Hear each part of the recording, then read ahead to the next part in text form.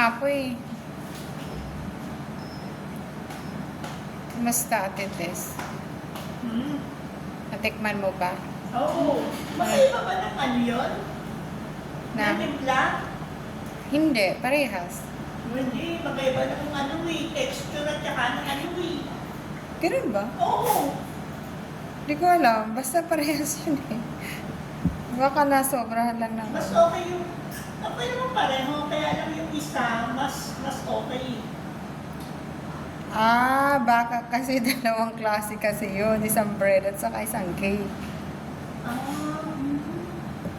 Hindi ko na alam. Yung texture niya yung ano. Hindi ko na alam yung pagkasalansan ko dun kung alin dun yung bread. Anong bread? Anong bread? Yung carrot bread. Yung texture kasi nung naibigay ko sa inyo is texture yun ng bread. Iba kasi yung texture ng cake. As in fluffy talaga. As in yung texture Yung isa ng kasi cake. medyo malambot na ano yung isa. Parang buhak-hak na ano. Ah, hindi ko na matanda. Basta, Pero okay naman parehas. Yes, no? Oo, hindi siya parehas mata. Hindi Kaya siya, lang yung texture niya, magkaiba. oo. Hindi ko na alam. Kung ano doon. Kasi, ginawa ko yun parehas. Pero, meron na nandun sa rep na talagang cake. Cake siya. Pero ang ano naman noon is mango cake. Hindi ko alam kung ano. Best na yung naibigay ko sa inyo parehas. Carrot bread yun eh. Parang mamon. Diba, magkaiba ng texture. Awan ko lang kung Pero okay naman. okay naman ang lasa. Kaya lang sa texture niya, ano magkaiba. Oo nga, sabi ko, tanongin mo nga sa kanila kung anong lasa. Kasi sa totoo lang, yung gawa ko na yun is bread. Tapos nilagyan ko lang siya ng ano, ng tawag nito. Nilagyan ko lang siya ng icing. Cedric? Ha? Ano pangalan mo? Centric po. Yan, Cedric? Opo. Eh, ano yung kumuha nito? Yan centric din po. Kasi kay Tita Lydia mo yun. Kay Opo. Tita Lydia nga ba? Apa. Titira po ni nanay. Kaya pala akong nalito. Nagantay kasi ako, kaya nagpahapon ako. Nagantay ako ng isang magtutubo. Eh ngayon, nakalimutan niya. Nakalimutan ko rin mag-update ba ng text ng umaga. Eh, pumunta kasi ako ng hospital eh. Bakit? Pa-check up lang.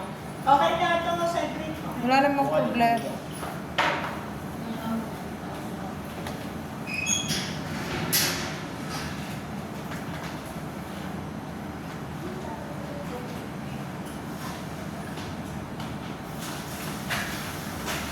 Aga-aga ko sa hospital. Kaya nang pagkagaling ka sa initan, tapos si ano. Hindi, nagpahinga muna ako. Siguro isang oras.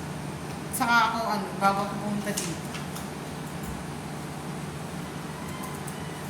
Kaya sa susunod, bibigyan ulit kita. Siguro gagawa ako ng pag sinipag ako, gagawa ako ng shumai. Itong week na to naka-schedule pineapple cake at saka apple cake dalawa. Ataw talaga kasi kailangan kong magana. Parang yung hinahanap din ng katawan ko. Kasi parang nasanay na ako sa paggaganon, yung daily Kasi routine. alam mo, pag gumawa ka, meron kang bigyan. Yun nga, oo. Bukod pa doon, parang nasisiyahan ako kasi yung mga binibigyan ko, binibili pa nila. Kumbaga nagiging yung pera na pinambibili ko ng ingredients, nagiging siya, cycle ulit ng another ingredients pambili. Kumbaga may sideline ka pa. Oo, tapos yung bukod pa din yung mga video na pinagagawa ko, may Kaya nga eh. kita talaga siya. Kaya sabi nga ng anak ko Mother, chill ka nga. Huwag ka masyado kumakaw. Wala ka naman ng pinapaara. At saka isang pork.